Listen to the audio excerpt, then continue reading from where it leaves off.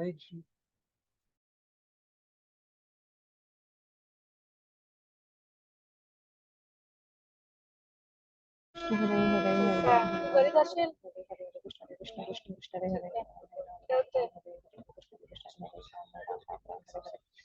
Hare Krishna Hare Hare Hare Ram Ram Ram Hare Hare Hare Krishna Hare Ram Ram Hare Hare Krishna Hare Krishna Hare Ram Ram Hare Hare Krishna Hare Krishna Hare Krishna Hare Krishna Hare Ram Ram Hare Hare Krishna Krishna Hare Ram Ram Hare Hare Krishna Krishna Hare Ram Ram Hare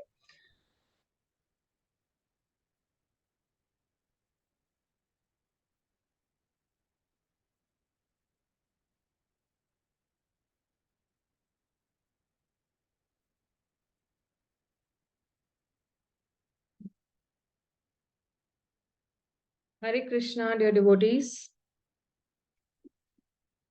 Hare Krishna. Om Jnanatimirandasya Jnananjanashalakhaya Chakshuram Militam Yena Tasmai Shri Guruve Namaha. Shri Chaitanya Manobhishtam Sthapitam Yena Bhutale Swayam Rupa Kadamayam Dadati Swapadantikam Vandeham Shri Gurun Shri Yuttapadakamalam Shri Gurun Vaishnavamscha Shri Rupam Sagrajatam Sahagana Raghunatham Vitam Tam Sajivam साद्वैतं सार्वधूतं परिजना सहितं कृष्ण चैतन्य देवं श्री राधा कृष्ण पदान् सहगण ललिता श्री विशाखान्वितांश्च नमो विष्णुपदाय कृष्ण पृष्ठाय भूतले श्रीमते भक्तिवेदांत स्वामिनिति नामिने नमस्ते सरस्वते देवे गौरवाणी प्रचारिणे निर्विशेष शून्यवादी पाश्चात्य देश तारिणे हे कृष्णा करुणा सिंधु दीन बंधु जगतपते गोपेश गोपिका कांत राधा कांत नमस्तुते तप्त कांचन गौरांगी राधे वृंदावनेश्वरी वृषभानुसुते देवी प्रणमामि हरिप्रिये वाञ्छाकल्पतरुभ्यश्च कृपा सिन्धुभ्य एव च पतितानं पावनेभ्यो वैष्णवेभ्यो नमो नमः श्री कृष्ण चैतन्य प्रभु नित्यानंद श्री अद्वैत गदाधर श्रीवासादि गौर भक्त वृंद हरे Krishna Krishna Krishna Hare Hare Hare Ram Ram Ram Hare Hare. So dear devotees, welcome to the class. The Bhakti Shastri class that we regularly take. So we were actually on the, I guess it was the 8th shloka that we ended with. 3.8. Yeah, I guess it was 3.8. Yeah, I remember it was 3.8. We just start with.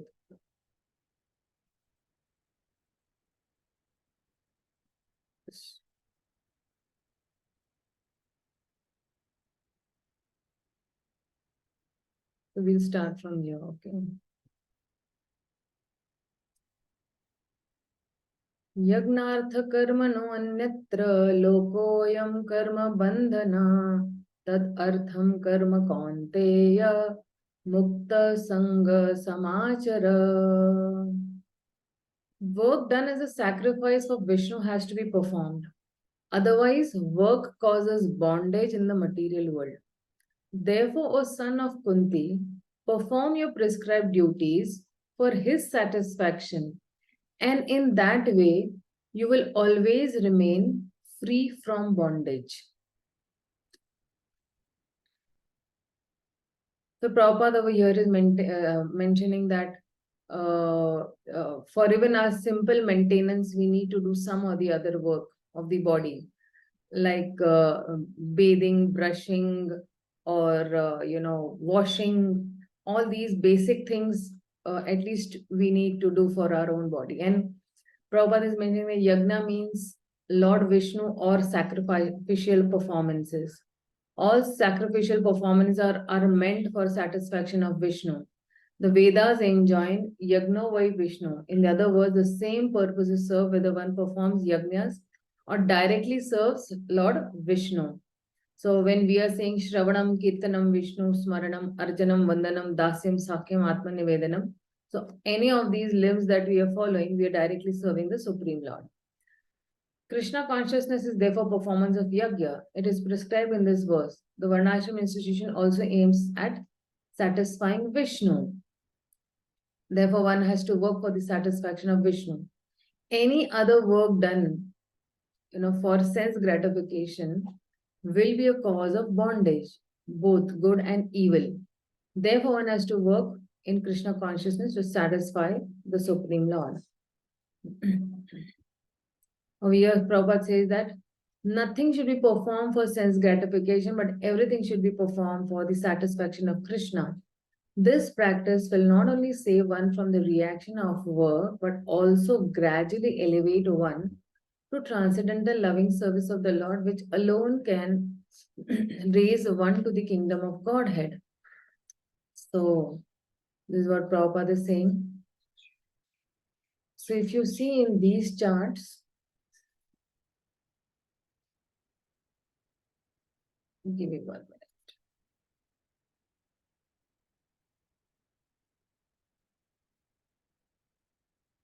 So Arjuna is first asking, Arjuna is, confused whether he should, renounce or he should work. And then subsequently, Krishna says that renunciation is difficult. So then do your prescribed duties without attachment. You can do it for the Supreme Lord. So one should go from Karma Kanda to Karma Yoga. Karma Yoga means you're doing all the activities for the satisfaction of the Lord, of the Supreme Lord. Karma Kanda means you are doing it for your own sense gratification.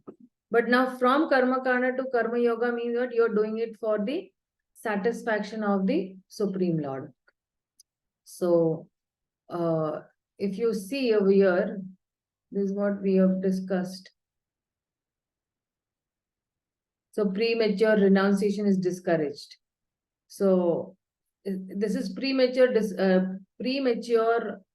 renunciation. Then people will do all this, like wearing a renunciate garb and playing football. So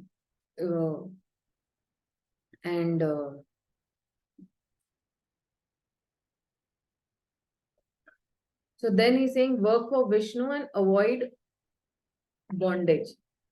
So work for Vishnu means what?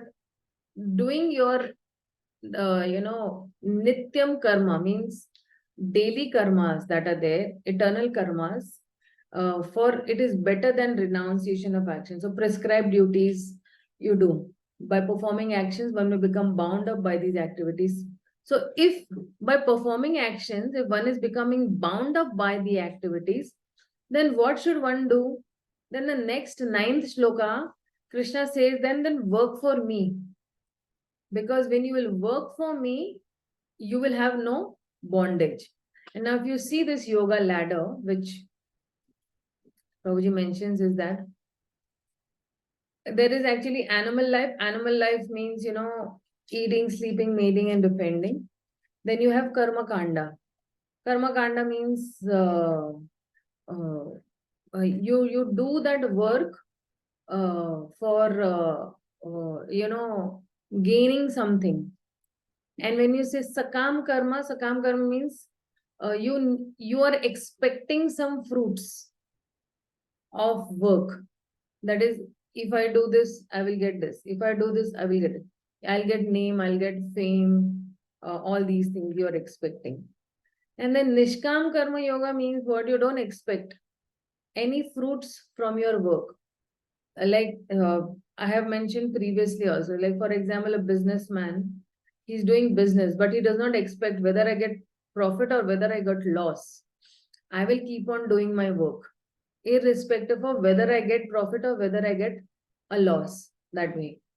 And then you rise up to the platform of Jnana Yoga, where you you are accumulating knowledge, where you feel that,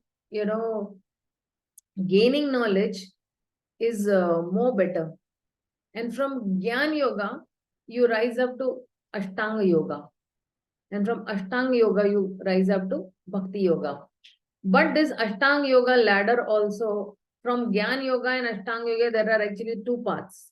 From Gyan Yoga, either a person goes to Brahman realization, and from Ashtanga Yoga, one person goes to the Paramatma realization. For the Paramatma realized person, still he has a chance that he can go to the Bhakti Yoga ladder. But this Jnana Yogi, if he goes to Brahman realization, then this Jnana Yogi who becomes a Brahmavadi or a Brahman realized person, then he has no chance to become a Bhakti Yogi until and unless a pure devotee like Narad Muni will come and give him some association, then he can, which is very rare, then he can rise up to Bhakti Yogi. So,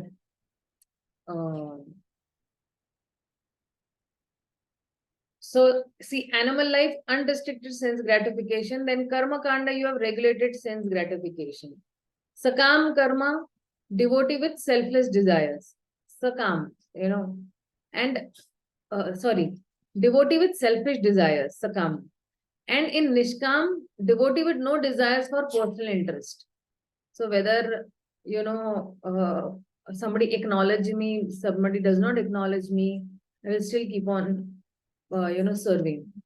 And then from Nishkam Karma Yoga, you go to Bhava Bhakti and then to Prema Bhakti. Because if you see, love for Krishna has to be selfless. It does not have to be selfish. So then when you become selfless at this Nishkam Karma Yoga stage, while doing sadhana bhakti, then you will have bhava for bhava. So bhava is induced with the special element of selflessness. Till the time we don't have selflessness, we can't reach to the prema bhakti level. So that is really very important when we are doing. And how does this Nishkam attitude come with us? When we are doing everything for the pleasure of the Lord and not expecting anything in return, this Nishkam Bhav will come, that time. And then if you see now, if you compare all these three, okay, so you have animal life at all three stages, then you have Karma Kanda, and Karma Kanda in the progressive yoga ladder over here. And then the express elevator is that, for example, let me take my example. Okay, so I was an animal previously. Animal means I was just eating, sleeping, mating, and depending. Then somehow that because I had a little Shraddha, I actually started associating with some devotees. So then I got association of the devotees and I wanted to follow whatever those devotees were saying.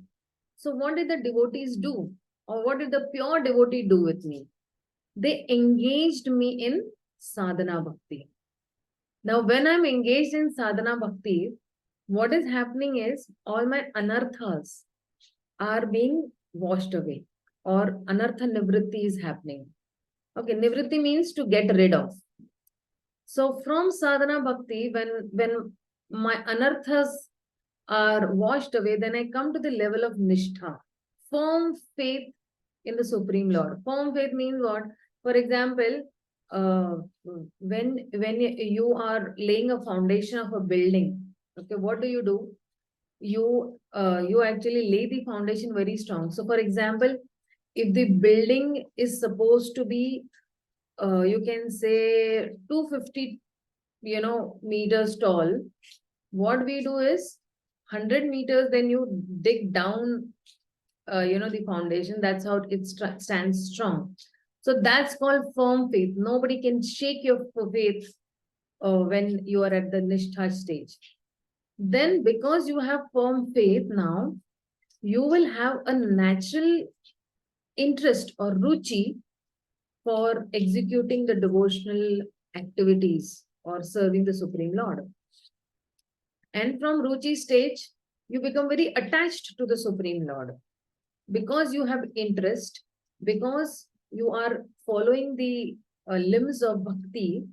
Then you become very much asakti or attached to the Supreme Lord. You can say asakt to even the instructions of the spiritual master. You become very attached to the instructions of the spiritual master or the spiritual master or Supreme Lord, like that. And from this asakti develops the bhava state. So when we'll be learning the nectar of devotion, we'll be diving more deeper into these, levels and stages. And from bhava bhakti, then you rise to prema bhakti. So this is how the express elevator is there. Now imagine this express elevator is given to us by Srila Prabhupada. We don't have to pass through all these, stages of Gyan Yoga and Ashtanga Yoga. We actually skip, these two stages where we really don't have to, bother about being a Brahmavadi or Paramatmavadi. We are straight Bhagwan, realized people. So that's how this yoga ladder works, and that's why it's called as the express elevator. Express elevator means what? For example, you want to climb 25th floor. Either you go by staircase, and that is why you see progressive yoga ladder. So either you go by staircase, which will take a little longer time, or either you go by the elevator or the lift, and which is more easy for us. So Srila Prabhupada has given us the express elevator. That's what. So now, from the 10th shloka, Krishna is going to tell Arjuna that you get up from the karma kanda attitude to the karma yoga. So he's suggesting that work for the Lord without desire for results is better for Arjuna than premature renunciation of work. That is Jnana Yoga. So don't renounce prematurely. You work for Krishna without any results. That is called Karma Yoga. So now we'll just check with the next.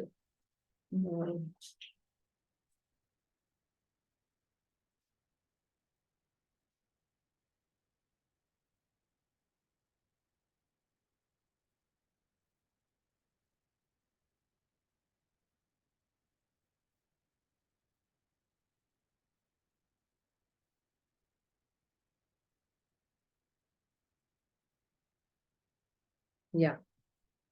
Saha yagna praja srishtva purovacha prajapati anena prasavishya dvameshaha eshavo astva ishtakamadhuka.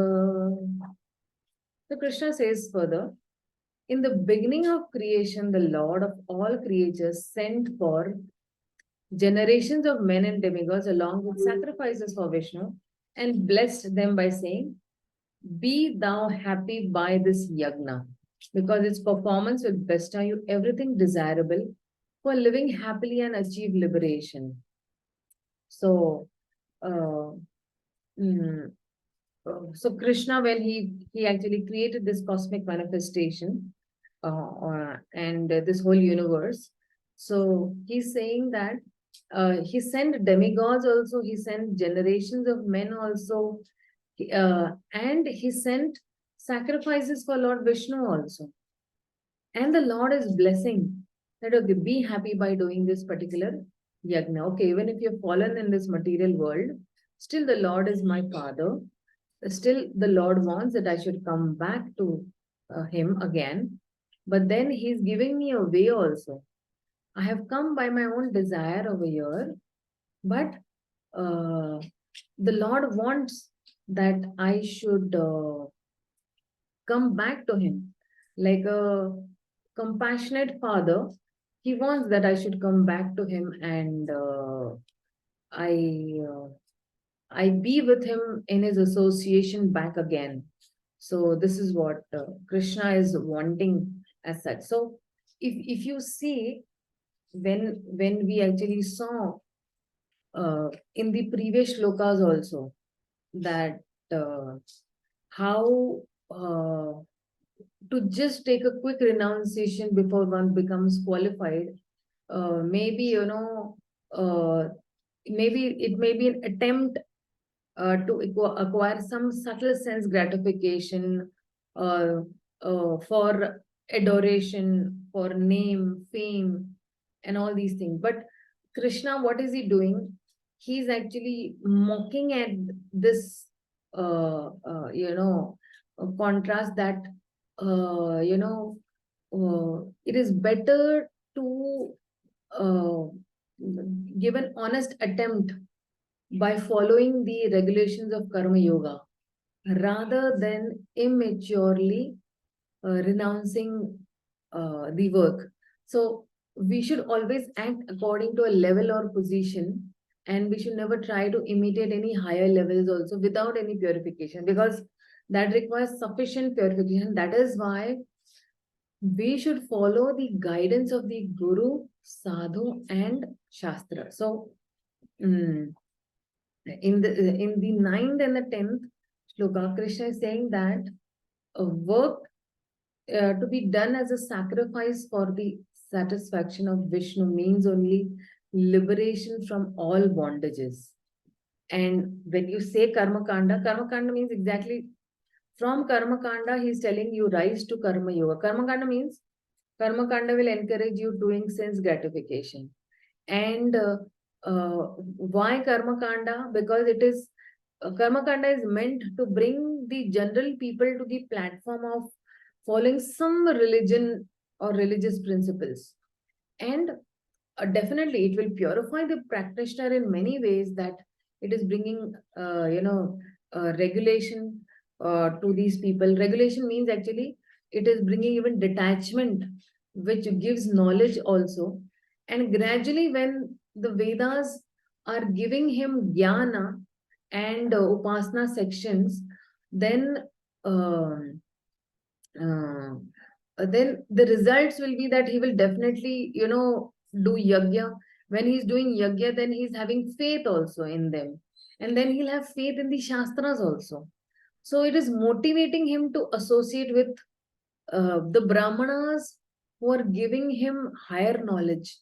So this particular karma kanda is leading him from attachment to detachment via higher knowledge.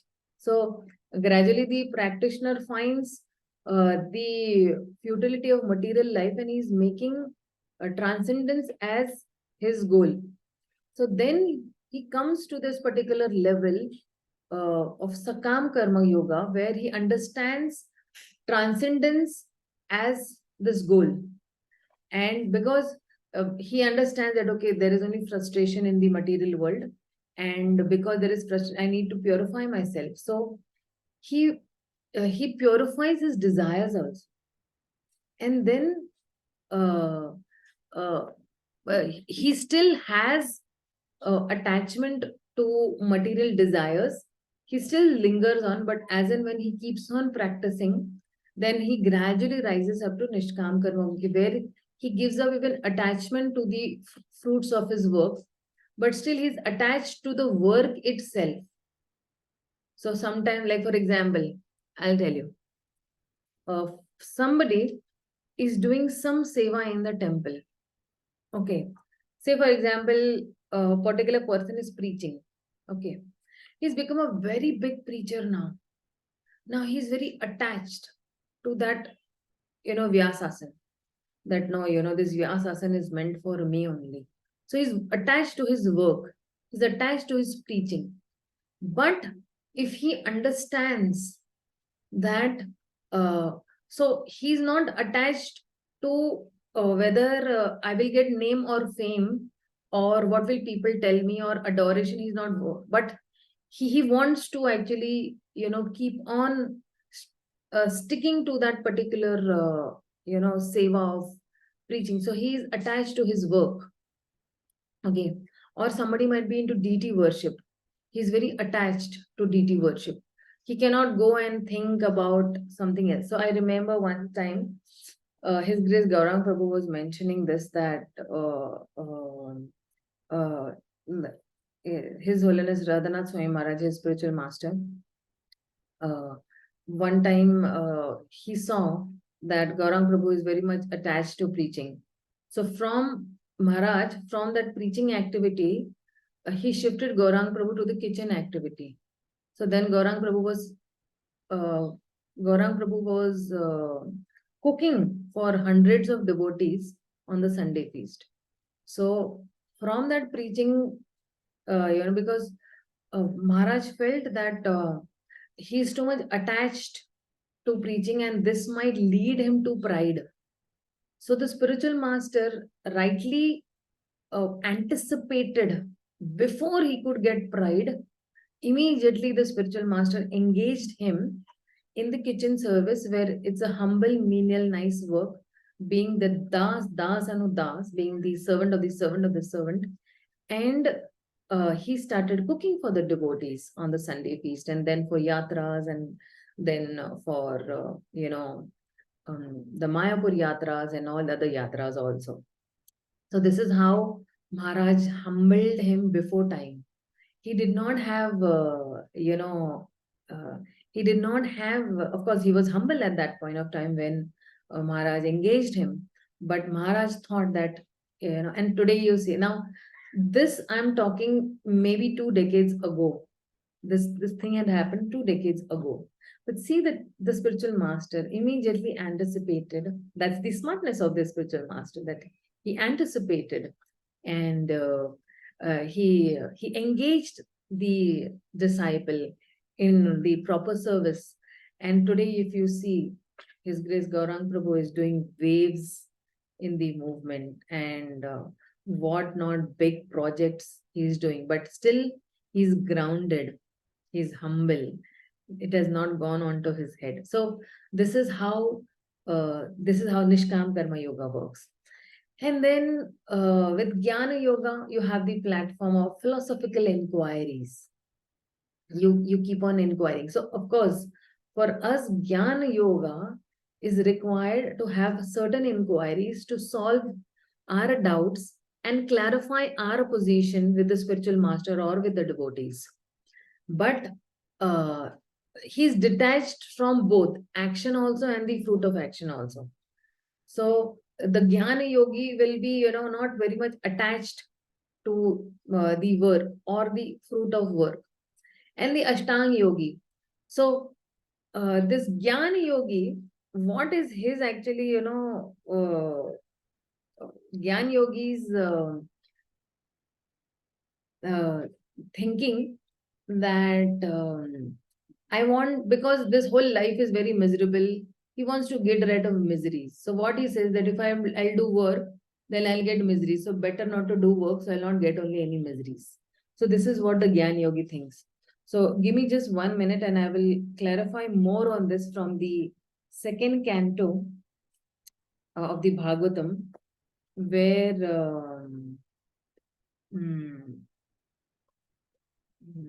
the path of liberation is actually glorified.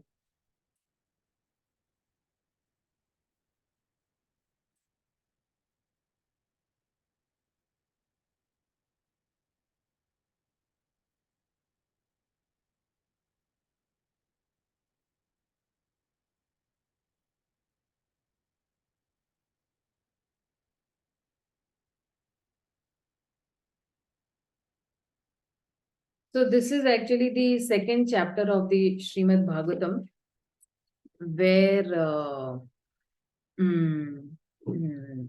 where previously Brahmaji had recreated the universe by meditating on the Virat Roop of the Supreme Lord. And now he's the Karma Kanda is being rejected, and this path of liberation that is being glorified. So when this path of the Vedas, where one's intelligence is directed towards some meaningless things like heaven and giving some temporary pleasures, like the enjoyment in a dream. So what do intelligent people do? they actually, you know, they endeavor only for the minimum necessities of life, which is keeping their body and soul together. And that's how, when they are being fixed and their ignorance is being destroyed, then they can actually attain liberation as such. So, what is this Jnana Yogi doing? The Jnana Yogi, he's actually, this is that he wants to merge into the Brahman. Okay, so when he wants to merge into the Brahman, he wants to, sit over there, in that Brahma Jyoti. But if you see, because he's been practicing, but for that also, to fructify that, or to have full Brahman realization also, he has to take the shelter of Bhakti Yoga. He won't achieve success until and unless he practices the path of Bhakti. So for any practitioner, whether he be Gyan Yogi, whether he be Ashtanga Yogi, whether he be Nishkam Yogi, he has to couple it up with Bhakti Yoga. Then only he will get success into that particular yoga ladder. Okay, just give me 1 minute. I'll just show you the chart so that it's more clearer to you all.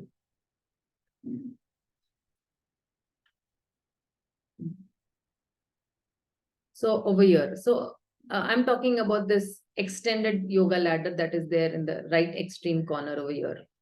So when this Jnana Yogi, he does not do any work. He's thinking that work is only the cause of bondage. So let me do one thing. I don't want to work only. काम को ही बंद कर दो. So then when this, so at every stage, if I want to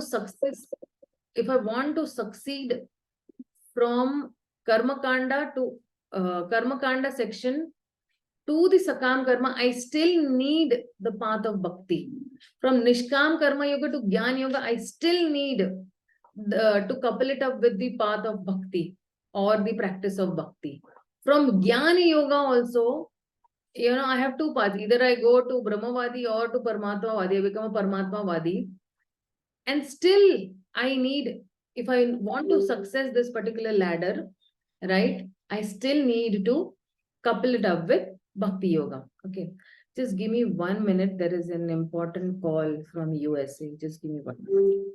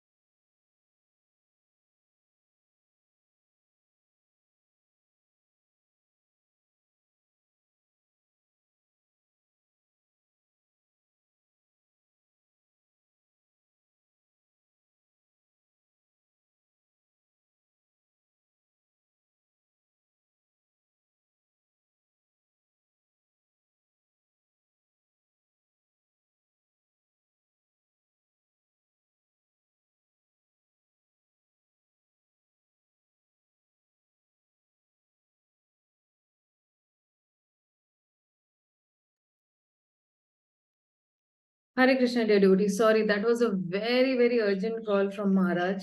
So I had to pick it up. So I was there. Sorry. So, yeah, we were on this particular chart. So every time he has to climb the next ladder, he has to have, the, to success that particular ladder, he has to, couple it up with bhakti yoga or the practice of bhakti. Otherwise, he will not get success. And because why? If you see in this ladder, every time he has to give up also something. Bhakti is such a thing that you don't have to give up anything to climb this ladder. But every time he has to give up. Like, so for example, this karma kandi, he has to give up this attitude of, sense gratification. So from an animal life, if he wants to go to this karma kanda life, then he has to give up his unregulated sense gratification. Then from karma kanda to sakam karma, if he wants to go, then he has to even give up his, regulated sense gratification, and then he comes to the sakam level. Over here also, he has to give up, his work also, and then he has to climb up again with nishkam karma yoga, and then here also he is actually has to give up something and go up to the higher level. But if you see in bhakti, the bhakti yoga ladder, if you see, you don't have to give up anything. The means and the ends are the same. Like the other day I was discussing in our Bhagavatam class that for a devotee, the sadhan and the sadhya and the end are all the same.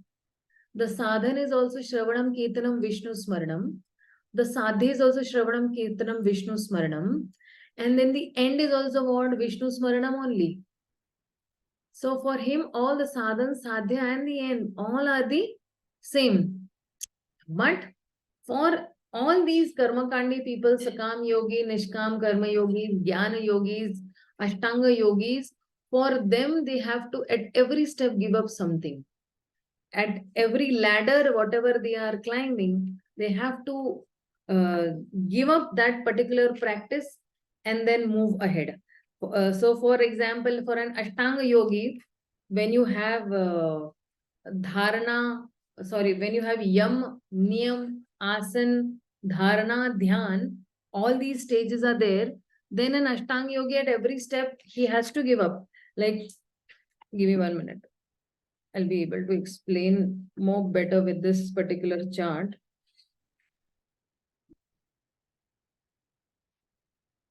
Okay, I'm not getting that chart. I feel that.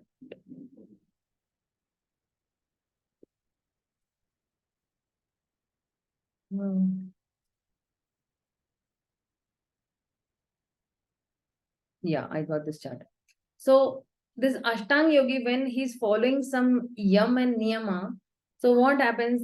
So when he reaches to this asana stage, then he has to quit all those rules and regulations also. And then he has to be equipoised, okay, in his asana. So in asana, what happens is that he's completely fixed in one place for 10 minutes, 15 minutes, 1 hour, 1 month, like that. And then you have pranayam. Pranayam means over here now asana will not matter. He has to give up that asana practices, and then he is doing breath control. So that breath control. So now what has he to give up? In that he is giving up the do's and don'ts, and in a pranayam, and then he's giving up that asana practice also, where you are steadily steadfast in that asana also.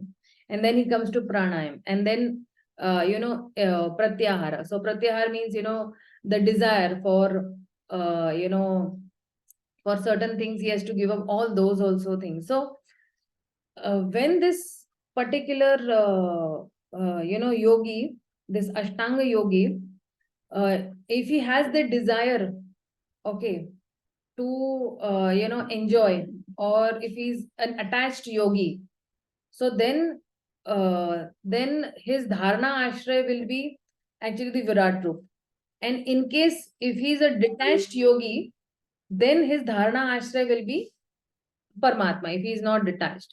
So over there also again, when he becomes a Paramatma Vadi or he's a Paramatma meditator, then again he has to still do dhyan on the Supreme Lord.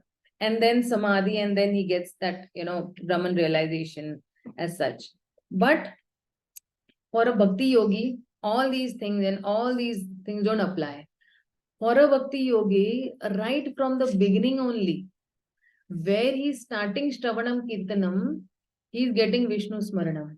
Or when the Bhakti Yogi is practicing any of the 9 limbs of Bhakti Yoga, for him, even by practicing one limb properly, maybe it must be Archanam also, or maybe it might be Shravanam also, or maybe it may be surrender everything to the Supreme Lord. All that is actually for him the sadhana also and the sadhya also. The means and the end are the same for a bhakti yogi. So we don't have to go through all this process of, the dharana ashray for a particular yogi is Virat Roop, or dharana ashray for a particular yogi is Paramatma. And then if he has this desire, so then he will go to some Vaishnavera Loka, and then to Shishumar Loka or to Mahar Loka, and then to Brahma Loka, where he's piercing, the Pradhan, and he's getting liberation as such. So all this, process we don't have to. We straight, back to Godhead. We pierce this whole thing and we go back to Godhead. So this is about this. Sorry, I just took a little more time and I just wanted to explain it more in detail. So I went a little more in detail. So if you see, where it is Sakam Karma Yogi, where is that?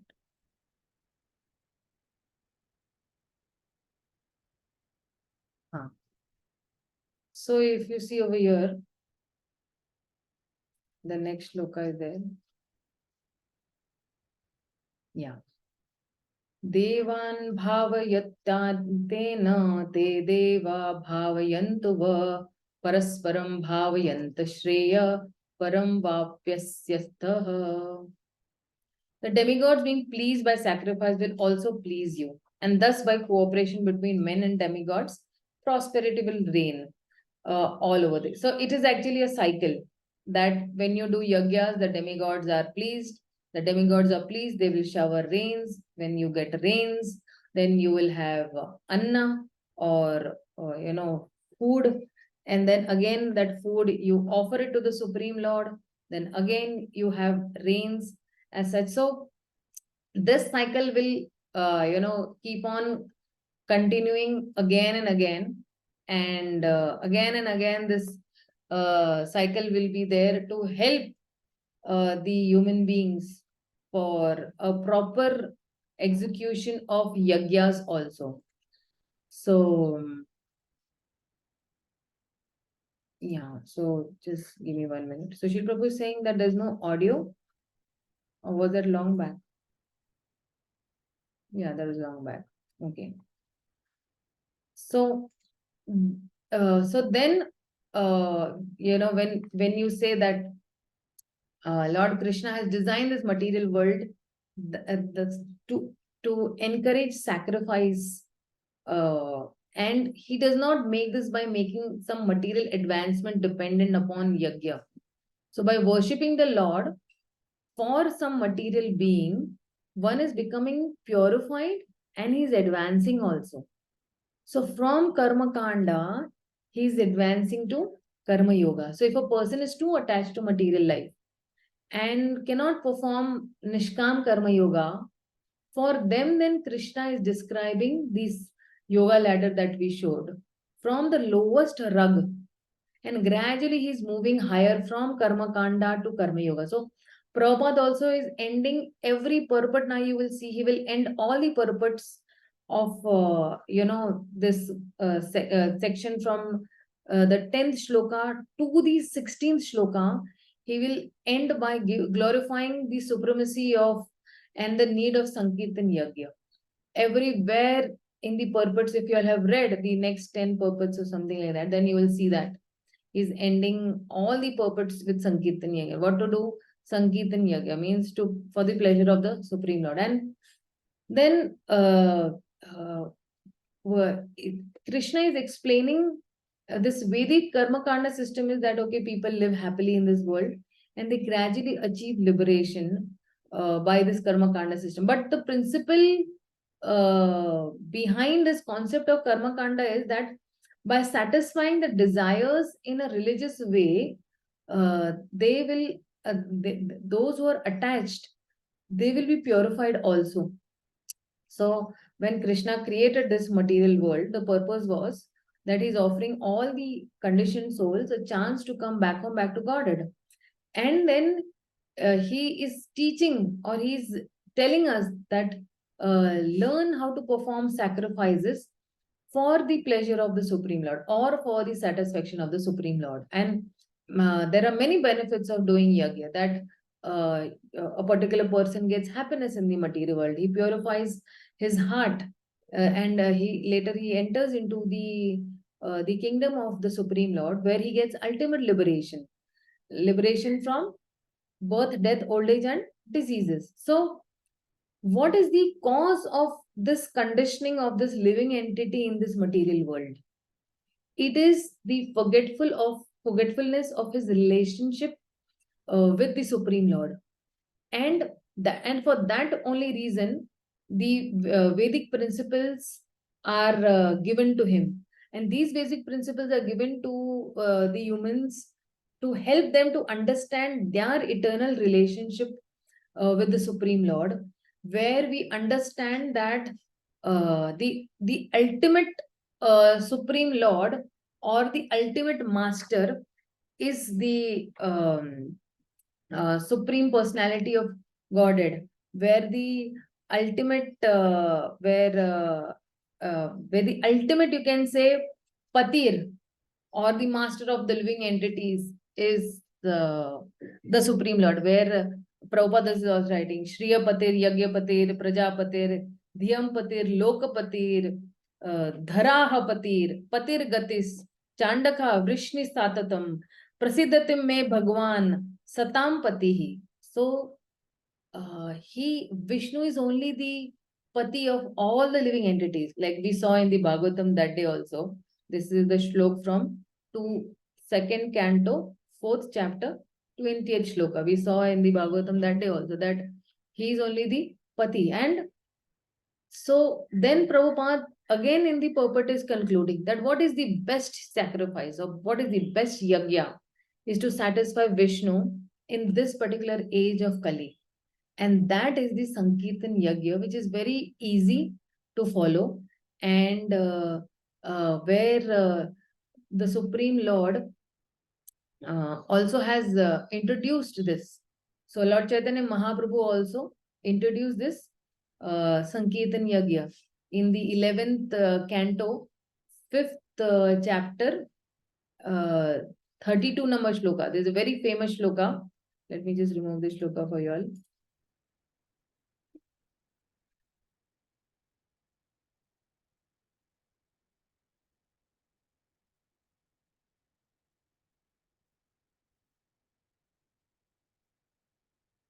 Most of you all must be knowing this shloka, but just for the others. So here, Krishna Varnam Tvisha Krishna Sangopangastra Parshadam Yagnir Sangitan Praye Yajanti Hisu Medasa. In the age of Kali, intelligent persons perform congregational chanting to worship the incarnation of Godhead, who constantly sings the name of Krishna. Although his complexion is not blackish, he is Krishna himself. And they're talking about whom? They're talking about Gauranga Mahaprabhu, Chaitanya Mahaprabhu. He's accompanied by his associates, servants, weapons, and confidential companions. So this is what he's speaking about, the Sankirtan Yagya that he's speaking about over here. And then even the pure devotees or the Mahatmas are also constantly glorifying the Supreme Lord.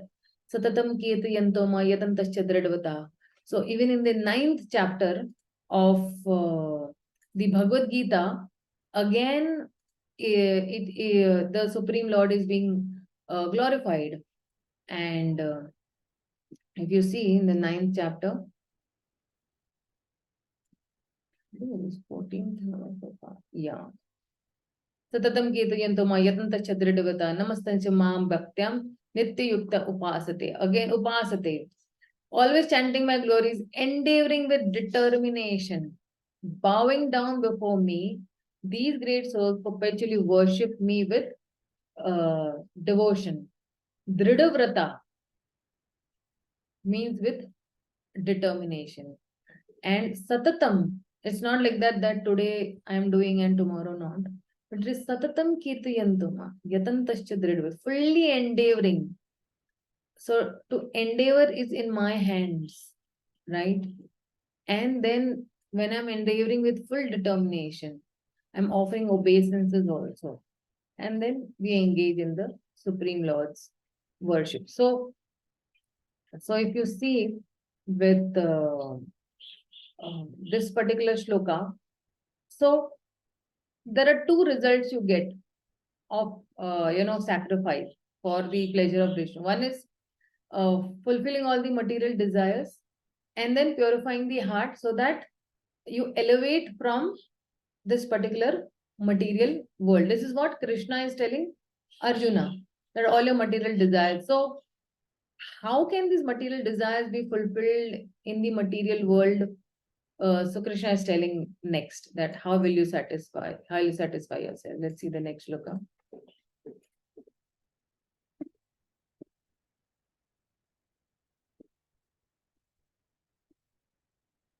Ishtan bhogan hi wo deva dasyante yagna bhavita ter dattan pradayay yaibhyo yo bhungte stanena evasa. He's saying that in the charge of various necessities of life, the demigods, being satisfied by the performance of yajna, will supply all necessities to you. But he who enjoys such gifts without offering them to the demigods in return is certainly a thief. So because these demigods are these agents who are working on behalf of the Supreme Lord, then they should be satisfied by the prescribed yajnas. And in the Vedas, there are different kinds of yajnas prescribed for different kinds of demigods, but all are ultimately offered to the Supreme Lord, because they also, what they do, whatever they are getting from the human being, they are offering it to their master. Demigods are servant of the Supreme Lord. They are offering it to the Supreme Lord. And then worship of different demigods also on the same basis, namely according to the different qualities. So, for example, meat eaters are recommended to worship Mother Kali. Okay. And the ghastly form of material nature and before the goddess, the sacrifice of animals is recommended. But for those who are in the mode of goodness, then see, those who are in the mode of ignorance, then they will worship Kali. But those are in the mode of goodness, then they will worship Vishnu, right? And for ordinary men, at least 5 yagyas known as Pancha Mahayagya are necessary.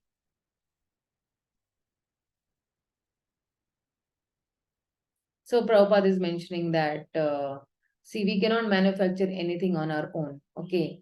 Like fruits, vegetables, grains, this we get from Mother Nature, right? And for persons in mode of goodness and also eatables for non-vegetarian meat, none of this can be manufactured by men. And then again, to cook food also you need heat, light, water, air, which is also the necessity. And this also human beings cannot manufacture. And then without a Supreme Lord, then where can there be sunlight, moonlight, rainfall, breeze? So if you see, while reading this particular purport, we express our gratitude. Oh Krishna, yes, I just forgot that, without all these things, you're providing them in free. You're not even charging me. Thank you so much for profusely giving me. Now imagine, you just close your nose and you stop breathing for a few minutes. Definitely, a particular person will go off only. He has to leave his, body only without air. Or you can say water. How long can you sustain without water? or without heat. Okay. So Krishna is providing all this. So if we have gratitude for all these things which the Supreme Lord is providing, then we can progress. Otherwise, we cannot progress. So obviously, our life is dependent on supplies. Even for our manufacturing, we require so many raw materials like metal, sulfur, mercury, manganese, and all this is coming from the Supreme Lord itself. So with the purpose that we should make proper use of them to keep ourselves fit and healthy for the purpose of leading to the ultimate goal of life, namely liberation from the material struggle for existence. This aim of life is attained by performance of yagyas. And if you forget this purpose of human life and simply take these things free for sense of gratification and we become more and more entangled, then what happens? Certainly we become thieves and therefore we are punished by the laws of nature. So karma ka chakkar chhodega nahi. And now again, Prabhupada is ending there. They are simply direct sense gratification. They do not have knowledge how to perform yagyas. Lord Chaitanya, however, inaugurated the easiest performance yagya, namely the Sankirtan yagya, which can be performed by anyone in the world who accept the principles of Krishna consciousness. So we have Sankirtan yagya going on every day in every corner of the world. 365 days, 365 Sankirtan yagyas somewhere. Currently also there is some Rath Yatra going on somewhere in some corner of the world or in India. And sometimes it does happen that also that there are 2-3 Rath Yatras on the same day. So every day there is some or the other Sankirtan Yagya going on. Okay. Then further he says that Yagna Shishtashina Santo Munchante Sarva Kilvishe Bhunjate Te Tvam Papam Ya Pachanti Atmakaranat. The devotees of the Lord are released from all kinds of sins because they eat food which is offered first for sacrifice. Others who prepare food for personal sense enjoyment verily eat only sin. So, of course, Prabhupada will now speak about offering it with love and devotion. And the devotees of the Supreme Lord, or persons who are in Krishna consciousness, are called Santas. Sant means, pious people or those who are the devotees of the Supreme Lord, and they're always in love with the Lord. So what do they do? Because they love the Lord, their eyes are always anointed with the love of the Supreme Lord, and they cannot accept anything without first offering it to the Supreme Lord. So they think the whole idea about offering it is that you understand that Krishna is the supreme enjoyer and everything is meant for his enjoyment in this material world. And therefore, such devotees perform yagyas and different modes of devotion service, Shravanam, Kirtanam, Vishnu, Saranam, Archanam, Vandanam, Dasam. And the performance of yagyas keep them always aloof from all kinds of contamination of sinful association in the material world. Again, those who are preparing food for sense gratification, they are only thieves. And again, Prabhupada is mentioning, therefore, in order for people to become happy in all respects, they must be taught to perform the easy process of Sankirtan again, full Krishna consciousness. Otherwise, there can be no peace or happiness in the world. So, again, let's look at that particular.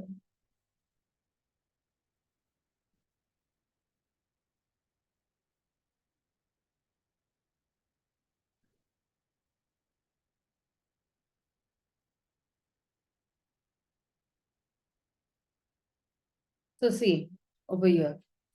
So from Karma Kanda to Karma Yoga. So the Supreme Lord, he's actually saying that you do sacrifice. Okay, when you do sacrifice, then you'll have rains. If you have rains, then you'll have anna. And then when you have anna, then the living entities will be happy when they offer it to the Supreme Lord. And then when they offer it to the Supreme Lord, then through the Vedic hymns and all, they are actually having some realization, because they are offering it to indirectly the demigods only. And then when they are offering it, then they are performing their prescribed actions. They are doing some karma, but they're doing that particular karma for the satisfaction of Vishnu. So this is how the Karma Kanda section goes from Karma Kanda to Karma Yoga. And then in the next, he's saying that who are these exemplary Karma Yogis?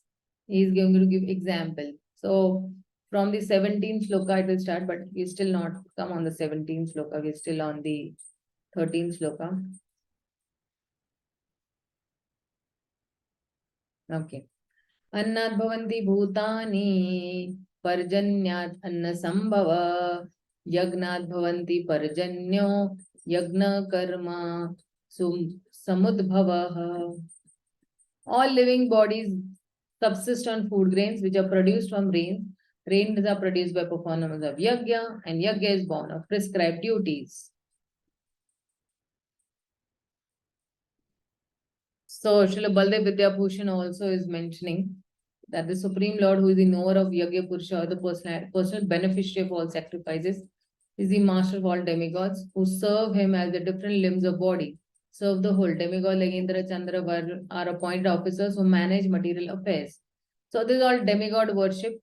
And then what do they do? For this reason, the devotees of the Lord, they are offering food to Krishna and then they eat a process which nourishes the body spiritually. So if you see what is the, the science that goes behind offering food to Krishna. Okay, so when you're offering food to Krishna, what happens? This process which nourishes the body spiritually. By such action, not only are our past sinful reactions in the body vanquished, but the body becomes immunized to all contamination of material nature.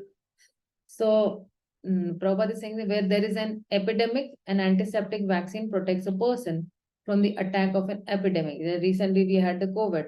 So then you have the COVID vaccination. Okay, so when you are offering food to Vishnu, and then that is making us sufficiently resistant to material affection.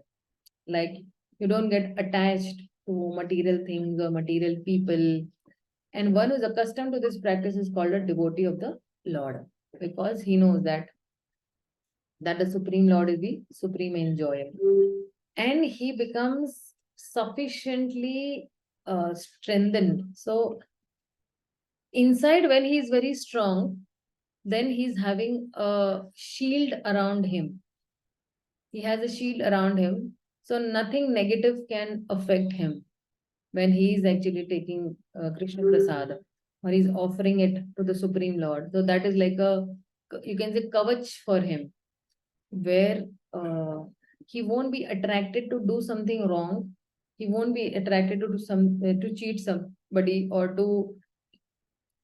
to deceive somebody, or even have a hypocritic attitude also. So he is very much protected by the Supreme Lord, by the remnants uh, uh, taken of the Supreme Lord. So when he is taking prasad, then he has got enough immunity that nothing from outside can affect him or can attract him. Otherwise, if you see, material world has so many allurements, and a person can get so much of attracted with the outside world. But these two things are so very important. One is actually chanting, and one is taking Krishna Prasad, where you become sufficiently resistance for these all material allurements. And therefore, one who is only eating food that is offered to the Supreme Lord, then again, whatever sinful reactions also he has in the past, okay, whatever previous Prabhupada is mentioning over here, check this out. All reaction of past material infections which are impediment to the progress of self-realization, it can also be counteracted. And on the other hand, one who does not do so continue to increase volumes of sinful reaction. Paap hi kha raha hai na, he's eating sin only. And he's preparing his next body to resemble hogs and dogs, to suffer the resultant reactions. So the material world is full of contamination, and one who is immunized by accepting prasadam of the Lord is saved from that attack, whereas one who does not then is subjected to contamination. And again, keep on taking birth after birth, birth after birth. And that is why Prabhupada is mentioning. So, such a wonderful science that when you're eating prasadam, you're getting rid of all your past sinful reactions. Also, paap bhi kat rahe hai. See, the most striking point is that if you're eating prasadam, you are counteracting all the past sinful reactions. But if you're not offering prasadam, then you're accumulating sins. How can you subtract those sins then in future? So that is what Krishna is trying to say, and Prabhupada is also trying to say. So that is by offering. And then he's saying that the best thing is yajna, specifically the kartin and perform for to save us at least from the scarcity of food supply. So if there are no rains only, then how will we get food? So rains are more important. So when you do Sankirtan Yagya, then there is, rain, because you are pleasing the demigods also. The demigods also please. Even if you're taking Krishna's names, the demigods are also still pleased. The demigods like Indra, Chandra, Vayu, they all are servants of the Supreme Lord, and they all also will be satisfied. Then he's saying that कर्म ब्रह्मोद्भवन विधि ब्रह्माक्षर समुद्भवाम तस्मात् सर्वगतम ब्रह्म नित्यम यज्ञम प्रतिष्ठितम. Regulative activities are prescribed in the Vedas, and the Vedas are directly manifested from the Supreme Personality of Godhead. Consequently, the all-pervading transcendence is eternally situated in acts of sacrifice. So everything is, situated in whatever yajna you are doing. So yagnat karmana, necessity of work for the satisfaction of Krishna, is more explicitly stated in this verse. So if we have to work for the satisfaction of Yagya Purusha, Vishnu, then we must find out the direction of work in Brahman or the transcendental Vedas. The Vedas are therefore codes of working direction. So Vedas will tell us what is karma, what is vikarma, right? Or what is unauthorized or sinful work. So we know, and we get a direction also from the Vedas, that what should I do, what should I not do, what is good for me, what is not good for me. So the Vedas are giving, and that is why the four Vedas, Rig Ved, Yajur Ved, Samaved, they have been given to us. And so imagine over here Prabhupada is saying that the Lord, being omnipotent, can speak by breathing air. For it is confirmed in the Brahma Samhita. The Lord has the omnipotence to perform through such each of his senses the actions of all other senses. Angani yasya sakalendriya vrittimanti pashyanti panti kalatam jaganti. So Angani yasya sakalendriya vrittimanti. So from any of these bodily limbs, he can perform any other actions also of other senses. Like for example, with our eyes, we can only see, right? We cannot do any other. We cannot eat with our eyes, or we cannot walk with our eyes. But the Supreme Lord can do anything. He can walk with his eyes. He can eat with his eyes. He can see with his lotus feet. He can see with his hands also. So he can speak by breathing air also. So in other words, the Lord can speak through his breathing, and he can impregnate by his eyes. So he has impregnated this whole cosmic manifestation by the blink of his eye. One blink, the whole cosmic manifestation. So in fact, it is said that he glanced over the material nature and thus fathered all living entities just by glancing. दृष्टिपात करने मात्र से ही सारी सृष्टि का जो है उन्होंने सृजन किया हुआ है. After creating or impregnating the conditioned souls into the womb of material nature, he gave his directions in the Vedic wisdom as to how such conditioned souls can return back to Godhead. We should always remember that the conditioned souls in the material nature are all eager for material enjoyment. Why? Because we came over here, we wanted to enjoy over there in the spiritual world. And now over here also we are eager to do material enjoyment. So, but the Vedic directions are so made that one can satisfy one's perverted desire then return back home, back to Godhead, having finished his so-called enjoyment. Like, so for example, for the devotees, what is the enjoyment? For example, my tongue wants to eat good palatable dishes. Yeah, I can enjoy. I can enjoy pani puri. I can enjoy pizza. I can enjoy gulab jamuns. I can enjoy, all wonderful dishes, sweet, sour, pungent, anything I can enjoy. But I have to offer it to the Supreme Lord, and then I can easily enjoy it because that has become prasadam, and then I can. So now it is a chance for the conditioned souls to attain liberation. Therefore, the conditioned souls must follow the process of yajna by becoming Krishna conscious. Why? Because in Krishna conscious, what we are doing? We are also performing yajna. Every day you're performing yajna in the morning. When you're chanting, the ahuti is coming from your mouth. It is entering into the ear holes, which is a yajna kunda. And then what is happening? It is going deep down into the heart, and then it is purifying, right? Even those who have not followed the Vedic injunctions may adopt the principles of Krishna consciousness, and that will take the place of performance of Vedic yajnas or karmas. So again, Sankirtan yajna, Prabhupada is mentioning over here. The next one. Evam pravritim tam chakram nanu vartayati haya aghayor indriya ramo mogham partha sajivati. So he's saying that, my dear Arjuna, one who does not follow in human life the cycle of sacrifice thus established by the Vedas certainly leads a life full of sin. Living only for the satisfaction of the senses, such a person lives in vain. Vyarth mein hi jeevan ji raha hai. So anybody who is not following this sacrifice, then he is no less than, an animal, and then all his activities are also animalistic activities, and he's not engaging himself in any of, the devotional acts or any pious work also, you can say. So Prabhupada is mentioning indirectly the practice of Krishna conscious, because one masters the performance of yajnas, one is sure to become Krishna conscious. By if performing yajnas, one does not become Krishna conscious.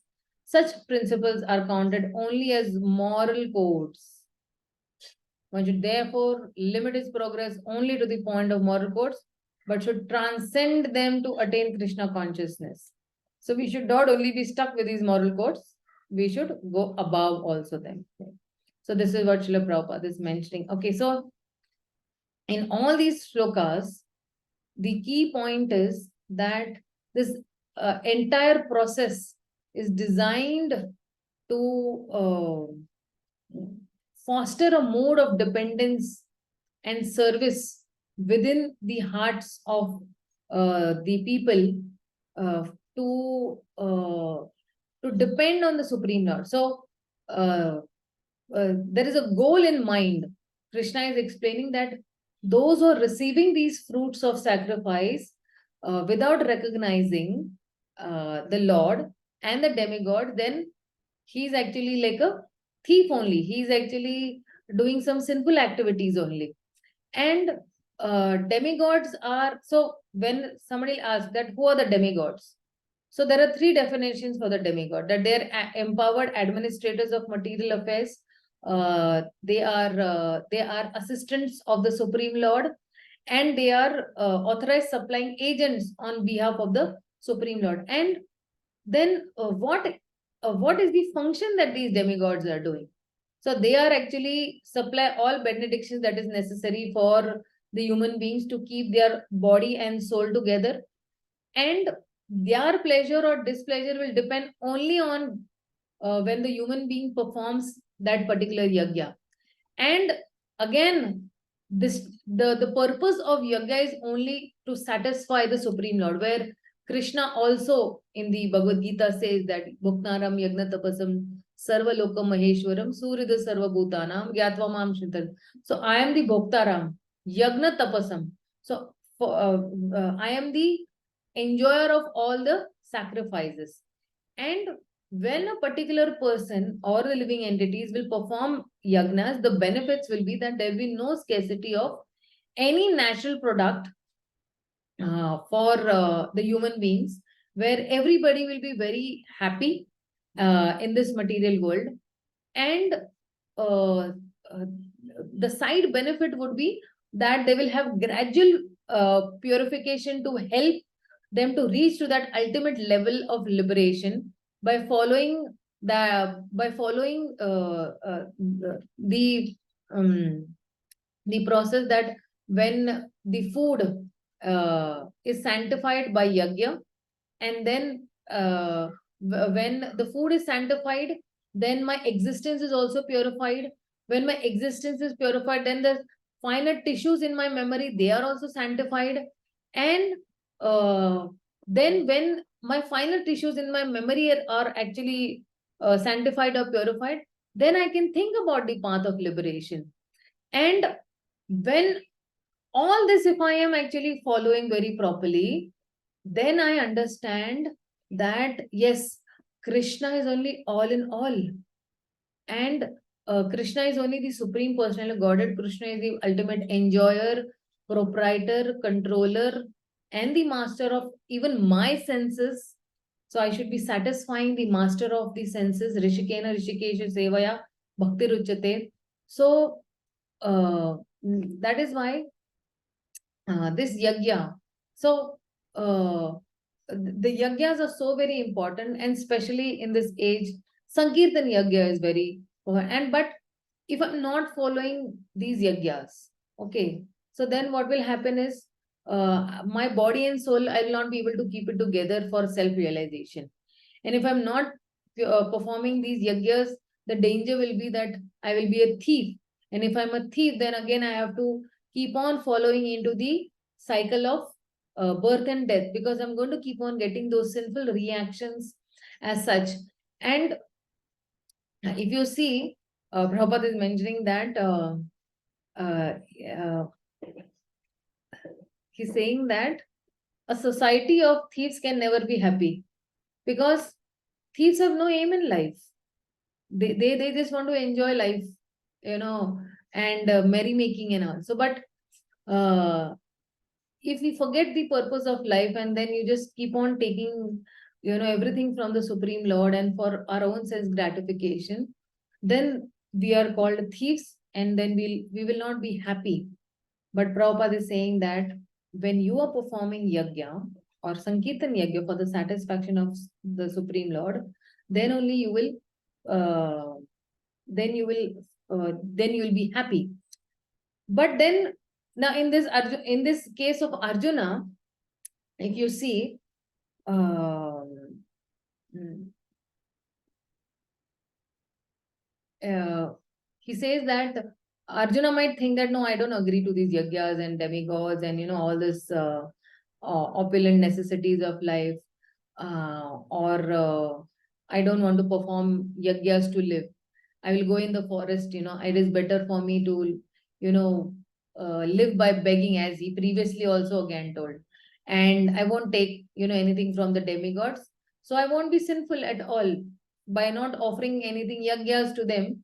I won't be. So I will not be a thief also. And I will not take any part in any ghastly sins also. So Krishna is saying that uh, Krishna is actually warning Arjuna that no, see, even if you're in the forest, whatever food that you're getting from that nature is actually coming by rain from all the demigods. And therefore, you cannot avoid the obligation to the demigods to perform that particular sacrifice. And the sacrifice is born of prescribed duties. So that is your prescribed duty as a human being, to offer oblations to the demigods. And there are two devotees who get freed from sins, because they eat food which is first offered to the Supreme Lord, and then they get real peace and happiness also. So those who are preparing food for their own personal enjoyment, then they're eating only sin. So that is why food should be offered first to the Supreme Lord, because all this offering to the Supreme Lord and all this sacrifice is bringing rain. It is nourishing that particular crop, which is a means of living happily for the human being. So, but Prabhupada is saying that why is there no need to worship the demigods? Because demigods are appointed officers for material management by the Supreme Lord. And when you are satisfying Krishna, you're automatically satisfying the demigods also, who are like, the different bodily limbs of the Supreme Lord. Therefore, they are not separate. And there is no need of separately pleasing the demigods. So, uh, uh, uh, so if you're not accepting food offered to the Supreme Lord, as I previously mentioned also, is that you are accumulating volumes and volumes of sinful reactions. And that is why the practical application of this whole section is um, that it is, we have our duties to perform, we have our karmas also to perform, and these duties, when we are performing uh, by doing these yagyas and by performing the yagyas, then so see, when I say sacrifice means what happens when you are sacrificing. Like, for example, the mother is sacrificing for the child. Okay. When the mother is sacrificing for the child, what is happening? She does not have a sense of false ego. It is removing that false ego. It is removing that sense of self-proprietorship. So when a human being is also sacrificing, then it removes his false ego. It removes his sense of proprietorship also. Like, for example, can a mother say that, oh, you are my property, I have given you birth? No, the mother is very selfless, and selflessly she's serving. She does not have ego when she's serving the child. She does not have even a sense of self proprietorship. Very selflessly she's serving that sweet little child. So then one can perceive transcendence to the extent that one partakes of sacrifice. So, and that is why you can see that spiritual life can be seen as varying degrees of sacrifice for a transcendental cause. You're sacrificing something, then you move ahead. You're sacrificing something, you move ahead. So, what is happening at every step? The false ego is shunned down, the sense of proprietorship is also shunned down, and a sense of loving devotional service, or a sense of selflessness starts from there. So from sense gratification to to actually selflessness, or from selfishness to selflessness, it is taking you to this particular destination. And uh, this culmination of sacrifice is actually the life of a pure devotee. He's sacrificing purely. Like if you see all these sannyasis, or you see Srila Prabhupada's life itself, his whole life is full of sacrifice. So many sacrifices he has done for, preaching to the whole world. Sacrifice of his sleep, sacrifice of his bodily comforts, sacrifice of all his other aspects of his life. Everything is sacrificed. He sacrifices family also. He sacrifices children also. Everything is sacrificed. So you can say that Srila Prabhupada is an epitome of sacrifice. So that is why this sacrifice that is done. So sometimes we say, no, what you have to do? You just have to sacrifice your sleep. Right? We say, sacrifice your sleep, wake up early in the morning. Hurry, what you have to do? Just sacrifice 1 month for Krishna during book distribution. Sacrifice your bodily comforts for this 1 month of book distribution. So Sacrifice will remove your false ego, and sacrifice will give you a sense of, remove the sense of self-proprietorship also. So that is why you need Vedas. Vedas will tell us what to do, what not to do, what is karma, what is vikarma, what is against the Shastras. And it will tell you that how the Supreme Lord is omnipotent. What is his plan for the living entities? That since the living entities are, too much for material enjoyment, but here he's giving us a regulated sense enjoyment. And that is why if you see the spoken of human life is to please the Supreme Lord. And the best process is that to please the Supreme Lord by unalloyed and undeviated devotional service. And the best yagya is the Sankirtan yagya. The best mantra to be chanted is the Hare Krishna Maha Mantra that is there. So that is why the emphasis is on sacrifice is a must. That is mandatory for us. Without following these Vedic prescriptions, we will keep on doing selfish activities, and these selfish activities will simply take us into the deep darkness of material existence.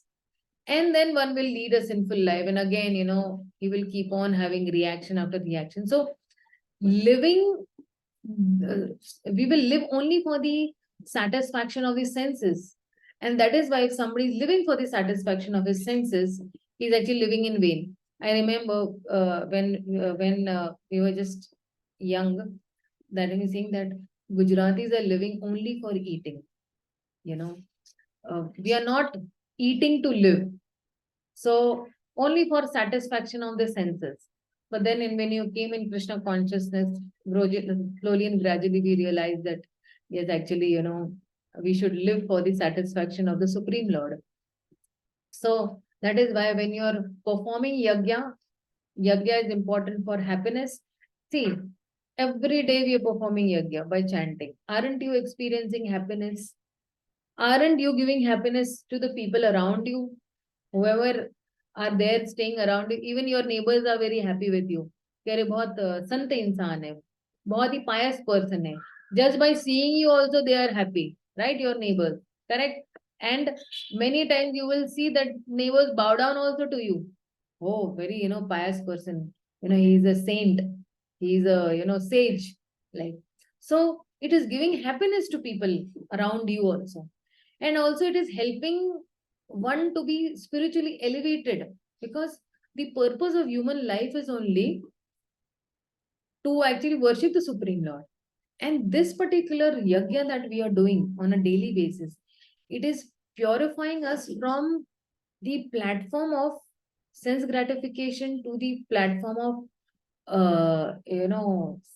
self-realization also. So therefore, when anybody who's practicing Krishna consciousness, he's definitely benefiting the whole society as a large. And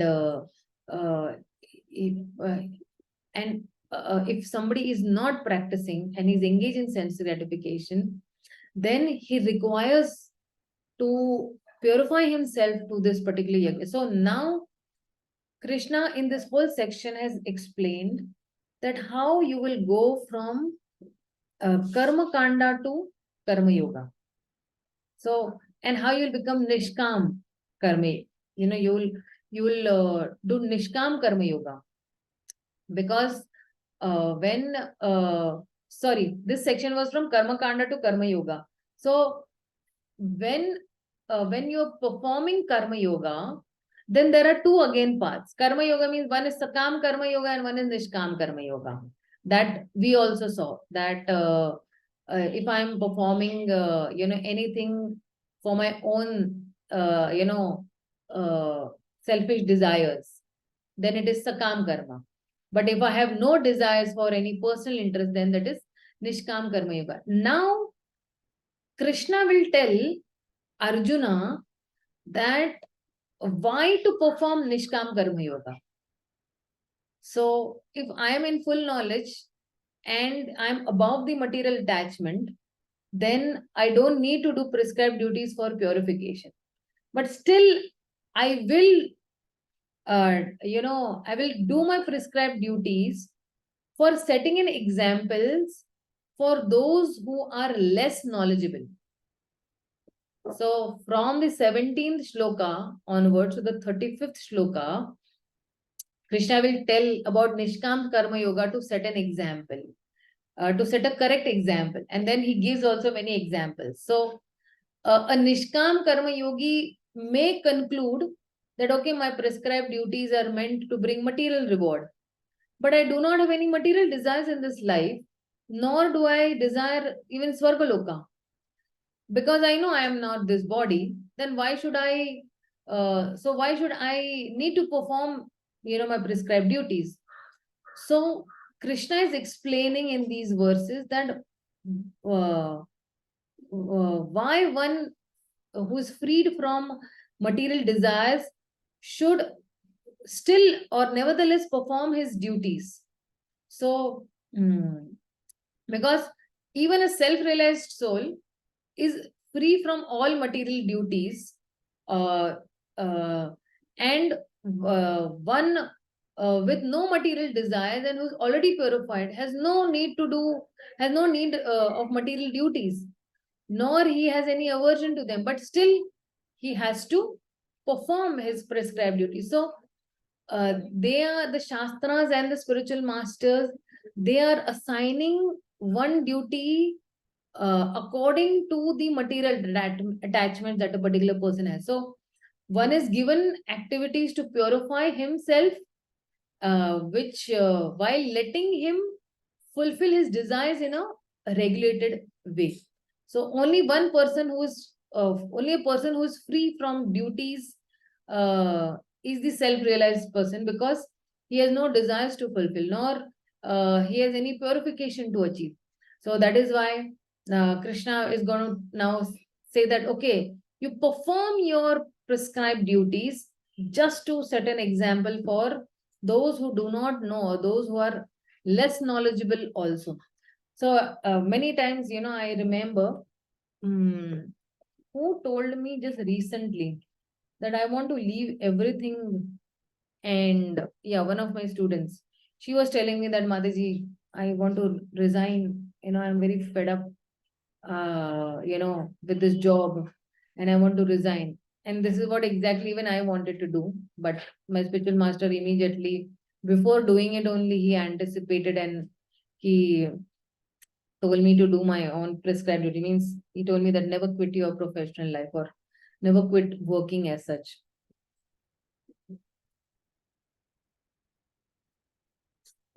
So I told her that, see, when you're doing prescribed duties, no, you're disciplining yourself. Like, for example, when you're going for a job or when you're going for a business, what do in the morning? That that, okay, I have to complete my 16 rounds. I have to do my reading. I have to have my, prasadam, and then I go for my job. So what are you doing? In the morning only, you are actually dedicating your life for, your soul. Then you're working for the body. Then you come back again. Then you're working for the soul. It's a sandwich program. Soul, body, soul. So morning you work for the soul. Then, throughout the day you work for the body. And then you work for the soul again. It's a nice sandwich program where you're doing your prescribed duties also, because you're a family person, you're a family man or a family woman, right? And it is very difficult to artificially immediately renounce everything. Like I showed you, those who are artificially renouncing, what are they doing? In the garb of a sannyasi, they are playing football, which is actually gratifying their senses. They are getting, imagine, by playing football, what are you making Krishna happy, right? So they are just uselessly playing football. But of course, I'm not saying that the game football is bad or this. No comments on that. But this is just an example. I'm saying that you artificially, when you renounce, then you're not doing justice also to your family members or to the people who are staying around you. So when you want to renounce, then, there's a gradual process also of renouncing. That, okay, I want to renounce, but at the same time, I have this tendencies of sense gratification also. I have some material desires also. How will those be fulfilled then? So then, for example, you are doing a 12-hour job, then you reduce it to 10 hours. Then you reduce it to 8 hours. Then slowly and gradually you will reduce. Like how you increase your rounds also. Now you did not, the first day you came to the movement, you did not say, okay, 16 rounds, start. No, you from 2 to 4 to 6 to 8 to 10 to 12 to 14 and to 16. That's how you gradually increased your rounds, right? So when we say Krishna consciousness is a gradual process. So gradually you leave. Gradually you understand why you are leaving. Gradually you understand that, yes, and uh, for example, you need to fill up that gap with some positive activity. It's not like that, okay, now, I have quit my 12-hour job and I'll be just doing a 6-hour job. But the 6 hours that are there, what will you do in those 6 hours? That you need to figure out first. That you need to see that what will be my positive engagement in these 6 hours if I'm going to quit a 12-hour job and pick up a 6-hour job. So then that activity you need to find out, because the body needs some activity, the soul needs some activity. And without activity, particular person will become frustrated. Empty mind is a devil's workshop. So slowly and gradually, you need to, think about that. But a long planning is required for that. A long training is also required for that. And that is why you work. You work till the age of 80 also, but you work for Krishna. You work to satisfy the Supreme Lord. You work for Krishna means what? I remember my spiritual master, what he used to do is, he was working for the spiritual master. So whatever pay package he got or the paycheck he got from the Coca-Cola company, he used to come and give it straight to Srila Prabhupada. That whole amount he used to give to Srila Prabhupada. And then whatever pocket money he required for that monthly expenses, then he used to take it from Srila Prabhupada. So that level of full surrender, my spiritual master had, that whole paycheck he gave it to Srila Prabhupada. He considered him as his original father. So when a son comes and gives that whole paycheck to the father, father, this is, you run the house. And I need whatever pocket expenses, travel expenses, or some other expenses. Because prasadam and all was provided in the temple. So there was no, this for food. But then some travel expenses, then of course, he used to take it from. So that level of, that level of consciousness will take some time to come for us, that we offer 100% of our earnings to the Supreme Lord. We do Atma Nivedan like Bali Maharaj. That will take a little longer time for us. Maybe it may not in this birth, maybe in the next birth, maybe not even the next birth, and like the next birth. But if we learn, if we are trained in that way, then definitely it will be very beneficial for us. So the next section that is there, from the 17th to the 35th, Nishkam Karma Yoga, to set an example, I'll start next Saturday. So I rest my speech over here. If anybody has any questions, queries, doubts, you all are free to ask. I'm going a little slow, but I'm going a little deeper also. I felt that I should go a little deeper for a better understanding, and maybe our course might extend to another 3-4 months more. But I think it is worth it. It is worth it because we are understanding what we are learning, and we will be able to apply it. Bhagavad Gita is all about application. So we'll be able to apply it also into our lives, and we'll help others also to apply. If I myself have not understood properly, what will I teach the others? So here I'm seeing you all as future teachers of Bhagavad Gita. I'm not seeing only as students. You will be actually propagating this knowledge, to the others also tomorrow. Or maybe you are imparting also, but more betterly you will be able to impart that knowledge. So if anybody has any questions, queries, doubts, you all are free to ask.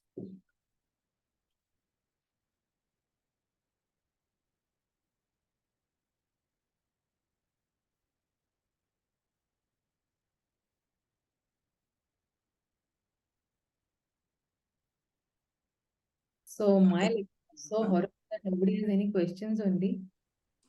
Mataji, Hare Krishna. Hare Krishna, Prabhuji, Hare Krishna. Mataji, one of my friend is a Brahma Kumari devotee. Yesterday we went to his place, so he was offering some food prasadam. We said we cannot take outside food, you know.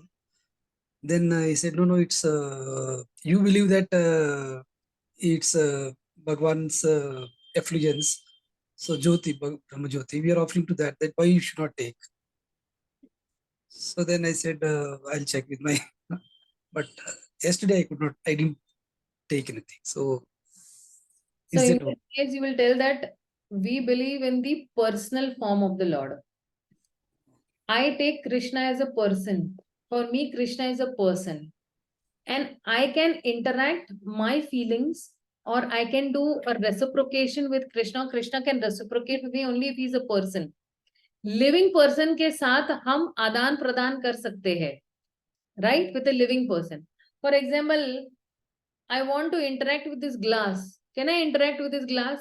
I will keep on talking and banging my head on this glass, but this glass will not reciprocate with me. Similarly, you cannot reciprocate with a light. ब्रह्म ज्योति के साथ क्या आप आदान प्रदान करोगे? What reciprocation can you have from that particular light? No reciprocation.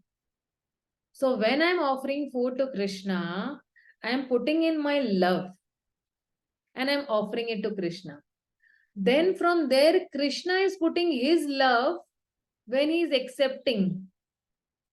And then when I am taking it as prasad, then I am taking his mercy. I am taking his love. And that love that Krishna has for me, I will have that same love for all the living entities also. So this is how this science works when we are offering food to Krishna. So, with a living person, I can have loving exchanges. With dead matter, what can, of course, the Brahma Jyoti is Krishna's effulgence. But that effulgence cannot talk to me. The effulgence cannot give me, loving, reciprocations with me. And even if I am, because that effulgence is in inactive state. So that is why I cannot, interact. I cannot have those loving exchanges with the Brahma Jyoti of the Supreme Lord. But with the Supreme Lord directly, I can have very sweet, loving exchanges with him. So maybe you can, give this. Of course, they don't really understand, but you can. But for our understanding, this is the, the answer. Thank you, Mataji. Hare Krishna Mataji, I have been told that only the prasadam which we offer to Krishna only we have to take, not from for others which is offered. Is it right, ma'am? Yes. Food offered to Lord Shiva, Mother Durga, or any other sampradaya, not really this acceptable, because that is not sanctified still. When we are offering food to Krishna, it is going through lineage. It is going from our spiritual masters to Sri Chaitanya Mahaprabhu to Radharani. Radharani does a quality check over there, whether proper ingredients are there in that, namak, mirchi, salt, or everything is proper. She does a quality check. If something is not proper, then she will add it, and then she will actually offer it to Krishna. So when she is offering to Krishna, she is also recommending our name to Krishna. Oh, this devotee, very nice devotee, very lovingly, he has or she has prepared food for you. Please accept. His life will become successful if you accept the food prepared by this particular devotee. So there is a very nice, and because I'm not qualified, I'm not pure devotee to offer food directly to Krishna. So then I'm offering it through parampara system. Then it is going to Radharani. Radharani is the best devotee for the Lord.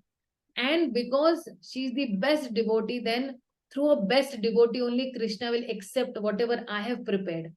Then Krishna, because Radharani has recommended my name, Krishna will accept. Oh, love with devotion. Okay, okay, I will have it. Then Krishna is putting his love with devotion. Radharani is putting her love and devotion. Chaitanya Mahaprabhu is putting his love and devotion. Acharyas are giving their blessings, and then that plate is coming to me in the form of prasadam. This whole hierarchy from down to up. So when my prayers are going up, blessings are coming down in that form of that whole. This whole mechanism, there's a full nice mechanism how it is going, and it's more in detail also. But that is why then whatever good qualities Krishna has, I will also get those same good qualities of Krishna. Krishna is merciful, Krishna is tolerant, Krishna is kind, Krishna is magnanimous. All those wonderful qualities even I get when I am actually taking Krishna Prasadam. So otherwise, if you're taking Prasadam from anywhere, what will we get? We can, we cannot get anything that way proposition. So only Krishna Prasadam. We have to be very firm. We have to be very loyal that I will take only Krishna Prasadam and not any other Prasadam. Right? Any more questions? Yeah, Parthasarthi Prabhu. Hare Krishna Mataji. Hare Krishna Prabhuji. Mataji, I want some clarity. Suppose we are invited by some of the non-devotees or the other devotees like Shivites or devotees of Kali or Durga, and so there also they offer us the prasadam and all. So how can we react on that? If we don't take that prasadam also, it doesn't look good, or because the others are having it and we don't take it? Or can we take a parcel and go away and we then afterwards give to someone who is not a Krishna consciousness? So see, if it is your immediate relative, okay.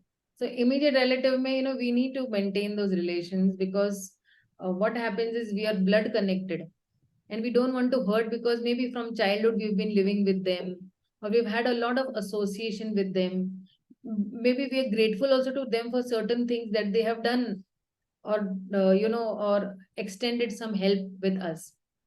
So in that case, when that plate is coming in front of you, you will say all our mantras from our spiritual master to, Krishna, all those mantras, and you will offer it, and then you will take that as a prasad, re-offer it.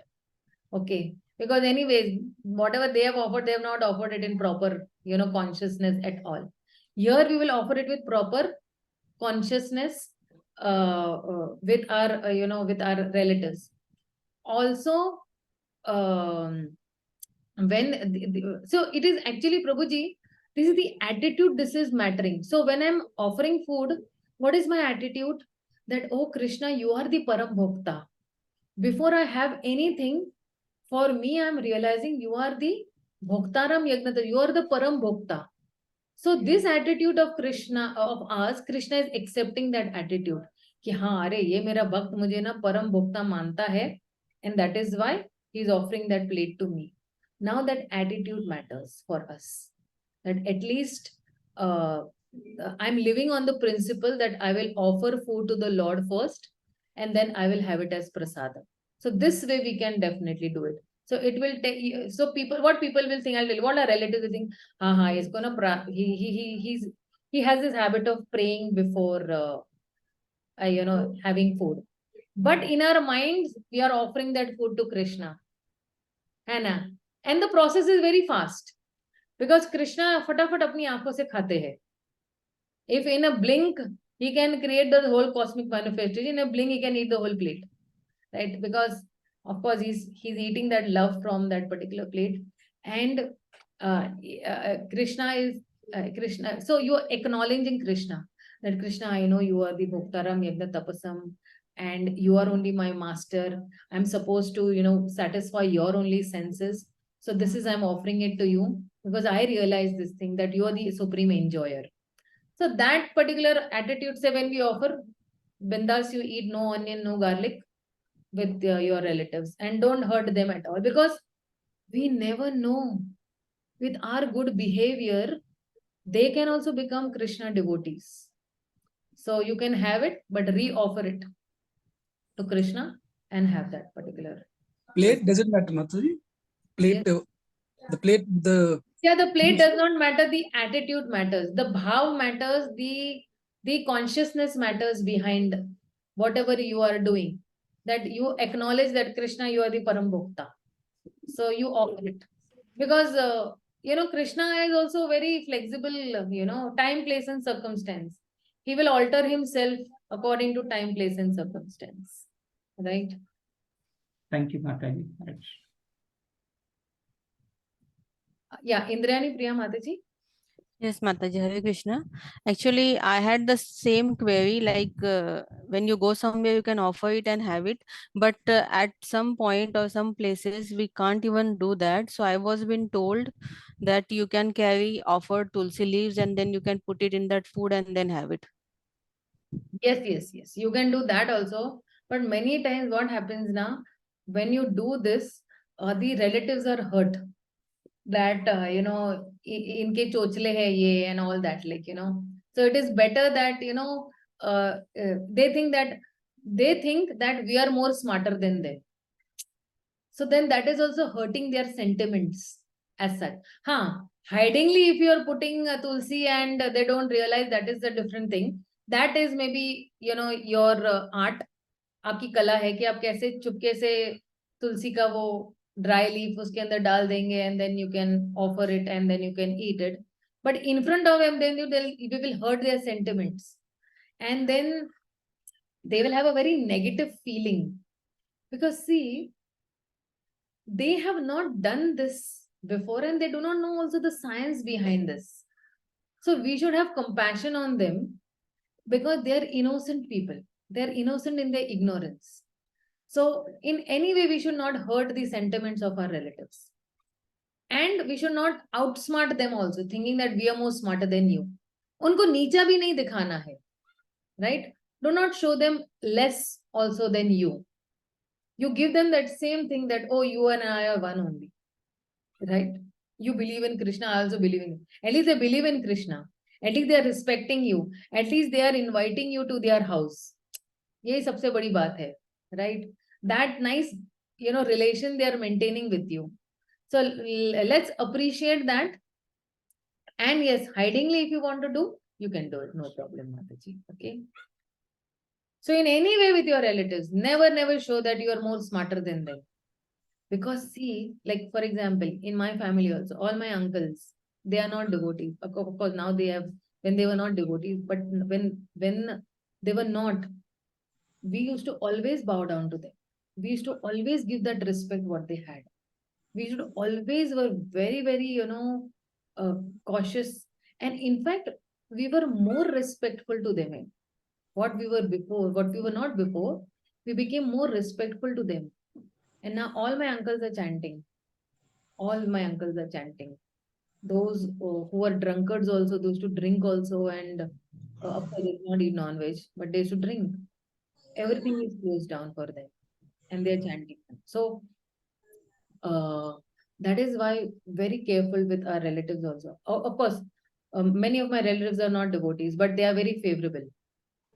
They're very favorable. So you go and give them books. They will buy books from you and they will distribute Bhagavad Gitas. Or when you call them for your home programs or certain things, they will come. They will nicely sing kirtans. They will have prasadam. Very jollily they will have prasadam. So what are we doing as their relatives? We are facilitating them in Krishna consciousness. We are trying to help them build their bhakti unmukhi sukruti. When that sukruti level ghada jo hai, what will fill to 100%, faith will develop from there itself. We'll discuss this more in detail in Nectar of Devotion. The faith level will rise. And from that point onwards, they will take up to bhakti. And they'll take you to bhakti very easily. But abhi baby steps mein what we are doing, we are building their sukruti level. Slowly, slowly, slowly, slowly, slowly, we are building the sukruti level. And that is why we are helping them to be more favorable. At least not anti, but we are helping them to be more favorable by giving them prasadam, by behaving very nicely with them, by extending our help to them in whatever way we can. Right? Because we should not forget our past also. That when I was a child or when I was young, so much love and affection they have given me, or whatever help they have given to my family. Today, if I'm standing, by that little contribution of what they have done, I'm standing over here because of them, right? Every person in your life counts. Okay, Mataji.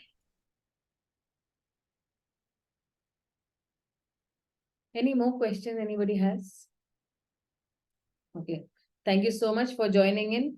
And thank you so much for all your inputs and Mataji. questions. Srila Prabhupada ki jai, Gaur Jai. ki jai. Binda ki jai. Thank you, Mataji. Thank you, Mataji. Hare Thank Krishna. you, Mataji. Thank you, Mataji. Pranam. Hare Krishna.